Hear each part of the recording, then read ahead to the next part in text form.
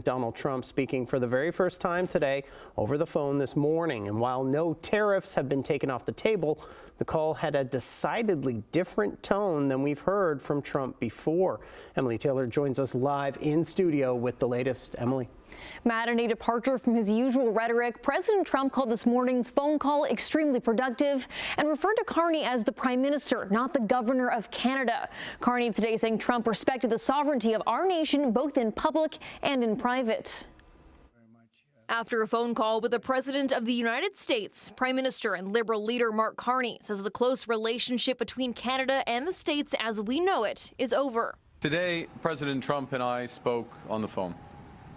We had a very constructive discussion, and we agreed to begin comprehensive negotiations about a new economic and security relationship between our two sovereign countries. He says negotiations on this new relationship will start immediately following next month's federal election. It seems there's no love lost between the two leaders, Carney noting that he told the American leader Canada will move forward with new retaliatory tariffs next week after Trump imposes his promised round of reciprocal tariffs on April 2nd. That's in addition to 25% levies already imposed on Canada's steel and aluminum and 25% levies expected on vehicles and auto parts made in this country. We have Liberation Day, as you know, on April 2nd. Because, and I'm not referring to Canada, but many countries have taken advantage of us.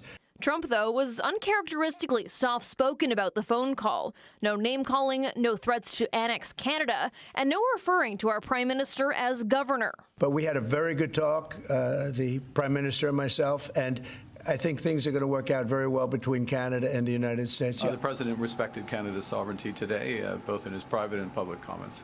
And this is what Carney told reporters when asked what caused this change of tone. Perhaps there was a different impression before about how strong Canada really is. Trump's second-in-command, meanwhile, took a harsher stance on Canada today while visiting Greenland, another nation the States has threatened to take over. With the Canadian leadership threatening retaliatory tariffs against the United States, as President Trump often says, they just don't have the cards. There is no way that Canada can win a trade war with the United States.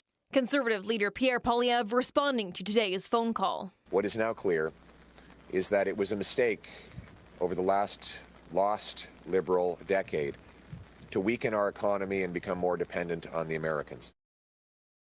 Carney met with the premiers today, saying it was to brief them on this call and to get feedback about more ways Canada could retaliate come April 2nd.